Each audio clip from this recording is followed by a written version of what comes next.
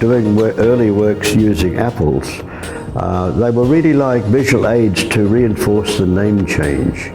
Very much like when you sell products, you often have things that are like a point of sale.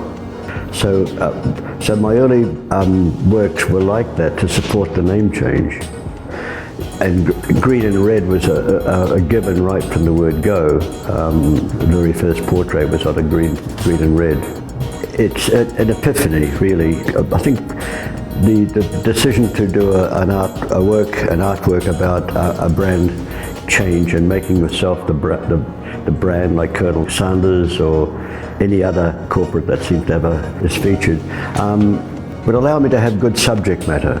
I could determine what I want to do. I didn't have to look outside of myself. I mean, I could build my own brand, as they say. We are looking at other possibilities using Billy Apple as a brand.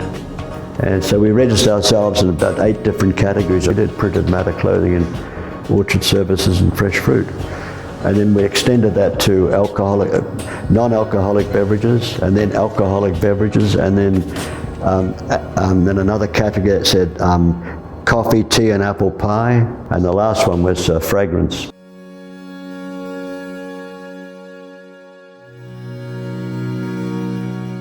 My art life really begins in London.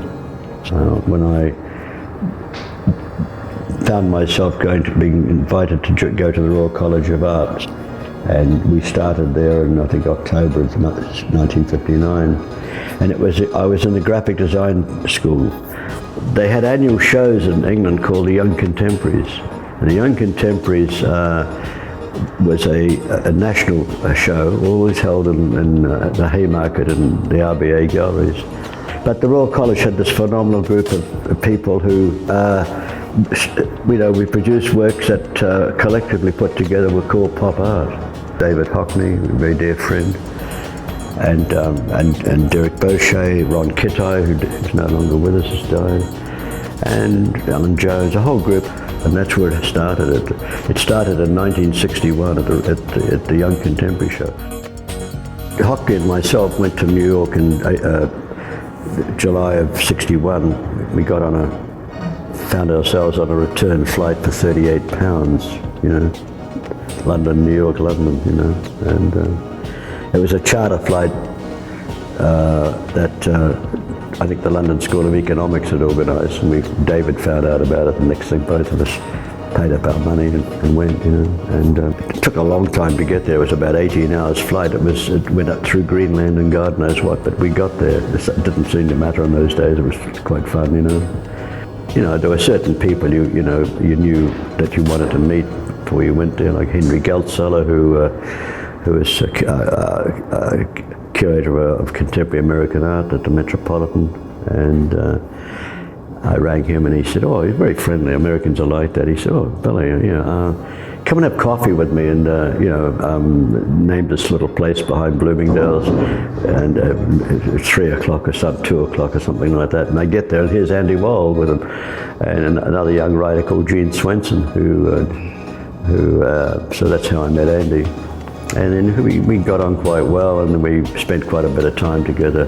Mainly I'd go to his little house where he and his mother lived in Lexington Avenue, and she'd bring us coffee and donuts.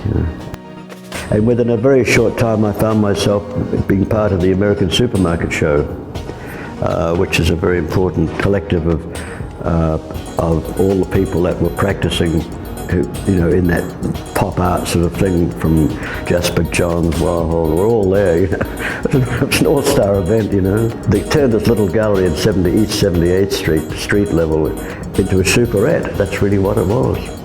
And the public would come in and look at it and think, when I can buy it, I can use superette. We can go and get some milk and cheese or whatever, you see.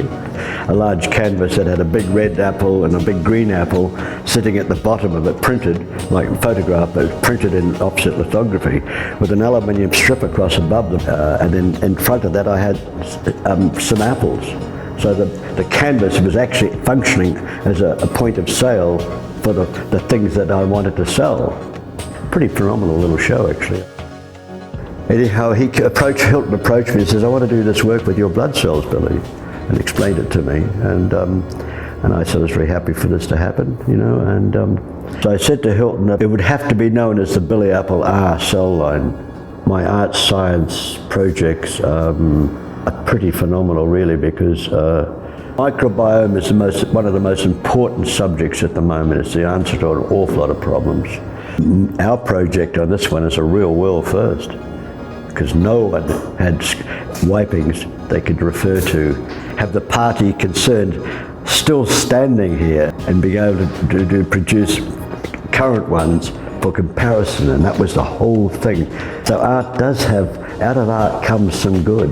My blood cells is another product, so the Billy Apple company is diversified into science. I want to say that the immortalization project was good. I did a canvas that says art for good, and that's how I feel about it. Like what your product actually is going to be doing some good out there somewhere, hopefully.